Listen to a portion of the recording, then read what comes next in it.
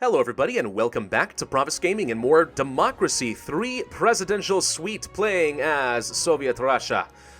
And a very happy Thursday to all of you. I know you don't usually get a Democracy 3 video on Thursdays, but if you were paying attention, yesterday I finished my EU4 series, and since I'm taking a couple days off, I need more videos. So, since we're very close to the end of the series already, let's just go ahead and do a Thursday video and then a Friday one. That way you don't have to wait over the weekend until Monday. Would hate to do that to you guys. So there we go. In the last video, year 10 I believe it was, we got rid of the brain drain. It cost me a ton of money to do so, but at least now we have a tidy surplus that is going to help us get back on our feet, and the GDP has gone up quite a bit, I'd say in no small part, because of the lower taxes and other stuff that kind of helped to spur the economy. So that's pretty nice. Also, extra health and education and productivity and stuff really goes a long way. However, we did have some drawbacks. We did find the cyber warfare is now plaguing our nation, in part because we had kind of opened ourselves up to an attack by one, making ourselves a valuable target, and two, almost completely computerizing our governmental systems, which makes it a lot easier for people to attack us. So we reduced the AI administration, and we passed on a signals intelligence policy that allows us to intercept foreign signals, try to stop them before they can drain too much from us, because right now it is minus 18% to our GDP, plus a little bit more from technology, which does kind of suck. So we'll get rid of that as quickly as we can. And then also, by a similar token, we had a machine uprising. It's practically Skynet. I mean, really, it's like we disarmed the population, took away their guns, and the robots were like, aha, this is the perfect opportunity, kill all human. That's what they did, and now we have to put them down. It's actually not a huge deal. We'll probably survive this just fine, but reducing the AI administration should go a pretty long way to reduce this as well. And this actually serves as a pretty useful excuse for us to do something I already wanted to do, which is militarize the country substantially. So let's go ahead and move on into year 11. Please don't die, please don't die. Okay, we're not dead. Good. And we'll militarize the country. I'll show you how that's going to work in just a second. First off, GDP is still going up. We are in the green across the board. This is already going so much better than my Libertarian Sweden playthrough. Because again, you know, this game really is based on the premise that the state is the most effective method of propagating social change. Well, here we go. It's working, despite the fact that we've taken away pretty much all their freedom. It works. Bank near default. As the global economy had a sudden downturn, oh great, one of the country's largest banks is close to default. They request a bailout, which will cost us about $3 billion up front and a temporary increase on our debt interest. Conservatives say that the bank should do a bail-in so that savers take the hit. That would, however, erode private pensions, which I don't really care about because I'm not trying to rely on private pensions anyway. And if you are, well, let this be a lesson to you. You shouldn't. You should trust us. We could bail out the bank. This bank is too big to fail. A bank bailout will contain the crisis and prevent failure of other businesses, or force them to bail in other words, take care of themselves, or go bankrupt, basically. The bailout would encourage risky behavior and bad investment in the future. Capitalism without bankruptcy is like Christianity without hell. It's an interesting analogy, but okay. And too big to fail is too big. Now, personally, as someone who leans more on the free market capitalist side of things myself, more of a laissez-faire approach to the economy, I'm actually all against these kind of bailouts, completely. I mean, a lot of people think that capitalists are like, oh yeah, we have to bail out the auto companies and the banks and stuff and give those corporations some help because they're too big to fail. No, there's some of us who basically agree that that's not how the market should work. For the same reason I don't want the government doing a lot of excessive regulations on our businesses and corporations, I also don't want them helping them. I think they should survive on their own merit, and if they have failed horribly, then yes, perhaps they should fail, break up, and get under new management or completely revitalize the industry, one of the two. Now, the only downside to something like that, of course, is that it does mean there is inevitably going to be a market shock, right? And that means that some people will probably lose their job, really through no fault of their own, aside from just some bad management. But anytime someone says that a company is too big to fail, I just have to scoff at that a little bit. I mean, history is rife of examples of massive companies. Take the East India Trading Company, for example. I mean, there's a fantastic example, the largest company in human history that I know of. And that fell apart, and yet somehow the economy survived. Does it mean big changes? Yes, but sometimes you need to purge there needs to be a purging fire that cleanses a forest and makes way for something new to grow, right? There's just that sort of thing can happen in a market. Does it mean that it sucks for a while? Yeah. But market corrections are important, and this is how the market modernizes and moves forward in the future, hopefully more effective than before. But in the meantime, though, in this particular game's context, I do believe that if we bail in, force them to bail in, I should say, we will get like a minus 30% to our financial sector, which is a lot. That's going to hit our GDP pretty darn high. Now, at the same time, I'm also kind of like, we have corporate banks? Ha! No, let them fall. We'll take over with a complete Federal Reserve. I don't know, but this only reduces it by 20%, I think. Of course, it does cost us a little bit of money, but I think we have to bail out the bank, and we'll just basically say we're bailing it out, but we're basically taking over the bank. I don't know. It'll be the national bank instead. Do they have banks in USSR? I mean, I guess they might have technically. I don't know if the government ran all of them, though. I have no idea. Anyway. All right, so, welcome to year 11, and we said we wanted to deal with a machine crisis, machine uprising, so here's one thing I wanted to do. We're already pretty close to maxed out on our military spending. I could spend some political capital raising it a little bit, but at this point it's high enough we won't really get much benefit. Probably the best area of growth would instead be with the national service. Right now we have a default policy of 3 months of service. Everyone in Russia must serve the military for 3 months. Of course, I look at that and I say 3 months is barely enough time to get through basic training. No, that's pointless. Let's raise it up all the way. Periodically, the government will just come along and say, you work for us. And it's like, yep, yes you do. This will get rid of the machine uprising pretty easily, I think. Reduces it by almost 30%. It also makes us seem like a lot stronger of a leader, and also increases our military strength by another 17%, which is pretty good. Patriot membership going up, not really important to me because we're already at maxed out, but okay. The only downside of this is the youth absolutely hate this. But you know what? This will teach them discipline. I mean, at this point they should already be primed for this anyway. We had the pioneer movement for long enough, right? The youth should be flocking to our banner. I don't know. I mean, I don't know why they don't, but they don't. Anyway, yeah, that in and of itself I think will go a pretty long way to help put down the machine uprising. I mean, yeah. Now, if we had, not banned all guns, this probably wouldn't have happened in the first place, but oh well. I mean, thematically, that's just something we kind of had to do. We could also pass, let's see, tasers? Tasers work against robots. Really? You sure? Apparently. I mean, if we had done that, that would also solve the problem. I'm not sure that's something we want to do, because I really don't want to increase police brutality any more than we already have. I mean, it's not as bad as it was at the beginning of my my campaign, but it's still not great. Let's hold on to the rest of these political capital points, because I don't know what I want to do next turn, but if it's expensive, then we probably want to hold on to those. So, yeah. Nope, and liberal plots. Okay, not dead yet. That's good. Credit rating downgraded to a B. Why? I'm making money. I know that my national debt is high, but then you should have reduced my credit rating then when I still had a deficit. Now I have a surplus. I can pay my debt. I'm reliably paying my debt. Whatever. We got 91% of the vote still, which is no big deal for us. What surprises me here is that our party, the proletariat, still only has 0 members. Like, no one's a part of this. Why? I mean, everyone loves me. The country's better than it's ever been. You should all be joining my party. Why don't you want to join my party? Nobody knows. Nobody knows whatsoever. All right. So, if we want to try to get into things of cyber warfare, I do think that reducing these is certainly helping, but I don't think it's going to be enough in and of itself. And if we want to try to knock out foreign subversion at the same time, I think the most obvious thing to do would be to try to improve foreign relations, which are very low right now. And this is actually a really easy thing for us to improve. All we have to do is make it rain. Rain green, or red in our case, I don't know. But the point is, send money to the other countries, and all of a sudden it's amazing how much they start to like you. So we could all just easily pass a foreign aid program. It could cost me up to 5 billion rubles, but as you can see here, greatly increases foreign relations by 37% over only 4 turns. And on top of that, it also boosts up the global economy because we're sending more capital out there to help develop other nations that we can trade with, and they give us more stuff and blah, blah, blah. The global economy in general just does better, which is good for us because it makes our economy more effective. So, yeah, I mean, it almost pays for itself. Maybe not completely, but it goes a pretty long way to helping to prevent any major global recessions, which we already know cost us pretty dearly in the early game. It also makes us seem a bit more compassionate and stuff, and liberals and socialists like this. Patriots do not like that we're spending our money on this. National money should stay here in Russia.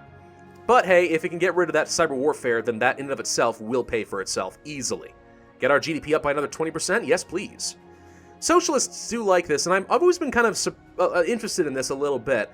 I have no idea if the support for foreign aid has a little bit more to do with a humanitarian effort, or if there actually is almost a Marxist underlying theme behind why socialists would like something like foreign aid. And bear with me for a second on this. It comes down to more localized economic politics and classes and stuff like that.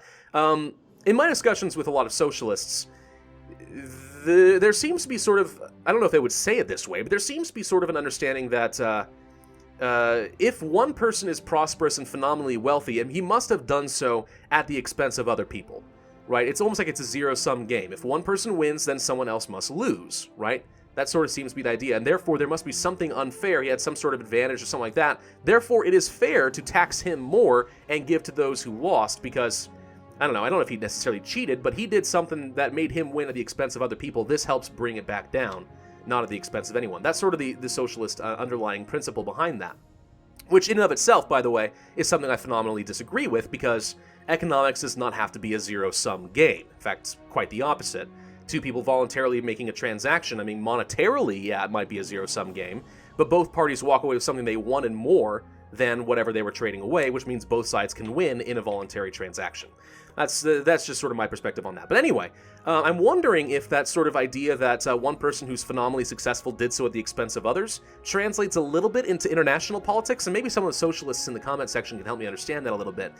Is there some truth to the idea that maybe there's a look at global economics and saying, well, one country is phenomenally wealthy, they must have done so at the expense of several others. And this is one of the reasons I think socialists harp on imperialism and stuff like that so much. So maybe there's an idea here that foreign aid is a way of kind of redistributing that wealth to take away from those who took advantage of the poor and give it to them instead? I don't know. Maybe it's just a humanitarian thing, which, is okay. That's fine. I'm just curious if that actually is an underlying theme, and since I'm not a socialist, I guess I can't speak with any authority on that subject, but I would be interested in hearing what people think. Anyway, okay, so what else do we want to do besides the foreign aid to increase our foreign relations a lot? I suppose one thing we could do is take a look at this alcohol abuse. Still not gone. Alcohol consumption is not going away nearly as fast as I was hoping for from the alcohol tax. And a lot of that has to do with the fact that we have no religious people encouraging people not to drink, poverty is already minimized, so people have money to spend on alcohol, and the richer we get, the more people want to drink. We may have no choice but to actually just pretty much ban it. I mean, super strong restrictions on all alcohol for the good of the collective. Because it's reducing your productivity, and it's costing the collective money to take care of you, because you're abusing your alcohol privileges. I hate to do this, because, I mean, I'm very much against this in principle, but for the sake of the state, for the sake of the collective, I think we're going to have to. Anything to try and reduce that alcohol consumption a heck of a lot more. You have to practically reduce it down to zero to get rid of the alcohol abuse event. It's very unforgiving in that sense, but it's costing me money and reducing health and greatly increasing the cost of my state healthcare services. So it's way more than $4 billion. Considering state healthcare costs, where is it? All right, right now it costs about $17 billion. So 10% of that, 1.7, add a bit more. We're talking about 2.2. It's probably costing me around. 6.2 or so billion. I'm just doing some rough numbers. I'm not actually doing math, just instinct. But anyway, it's costing me a fair bit. So trying to get rid of that is going to be very important for us. It's just proving to be a little bit difficult. How's our unemployment doing, by the way? There you are. Oh, it's quite low. I'm a little bit concerned about this. If it gets too low, we're going to have a labor shortage again, which we don't like. One thing we could probably do is revisit our work visas. I mean, we don't have the labor shortage yet, but I'd like to avoid crossing that start trigger if we can. We could increase this a little bit. I don't want to do it too much, because I don't want to upset trade unionists, and we already know what happens if you overcorrect. It's just not good. But if we increase it a little bit, like let's say around here, yeah, it upsets trade unionists, but it increases unemployment and reduces wages, which are technically, it seems counterintuitive, both things that we actually want for a more balanced economy right now. So I guess we could contract out some workers from, I don't know, Ukraine, Finland, somewhere. Bring them in and let them do some of the work. This might help get a labor shortage in the future, and here's the reason that it concerns me.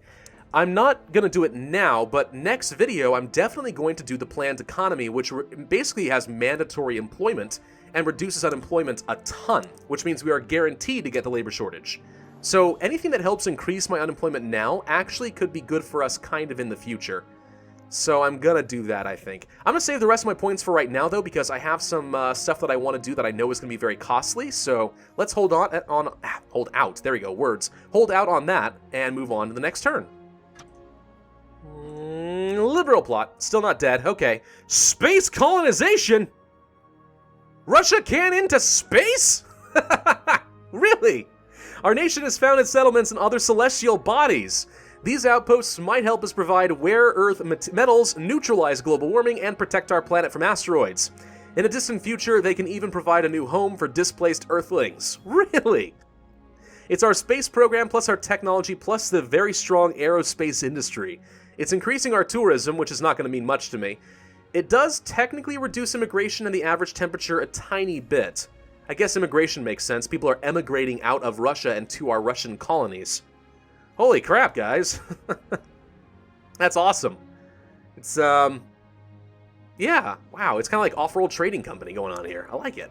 Tooth decay, however, is back, which does suck. That's going to be very easy for us to fix, though, so I'm not too worried about it. International games. Our country draws the world's attention as we host a major international sports event. Hey, it's a good thing I built up the Olympic venue then, isn't it? Most people are happy about it. There is some fear of heavy traffic and antisocial behavior during the games, though. So that goes up by a lot. My God, why does antisocial behavior go up? No, for real though. Why does antisocial behavior go up? What does that have to do with the games? I don't know. Car usage, I get. Tourism, yeah, sure. Foreign relations, patriot, especially if we do well. Antisocial behavior, though. That sucks because that might mean that we're about to get the antisocial behavior event right now, and there's nothing we can do about it. Because it went up by like 30%.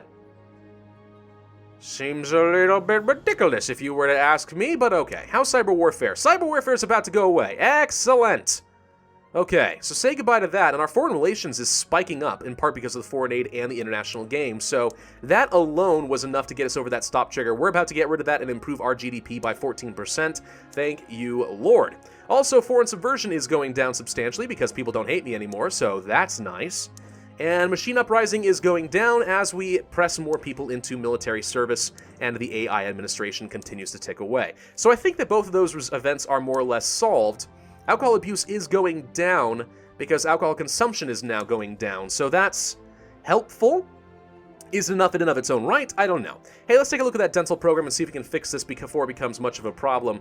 If we go here, all we have to do is just invest a little bit more in our dental program and the problem is solved. I mean, we could invest a lot, but there's really no point. I mean, this would reduce it by another 38% or so, but we don't need that much. We really only need to reduce it probably by about 15% or so. So if we just did, like, let's say 1.2 billion.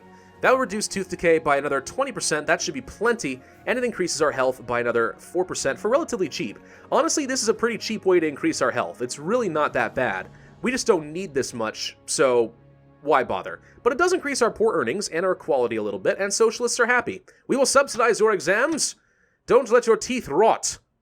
It is against the will of the collective or something. I don't know.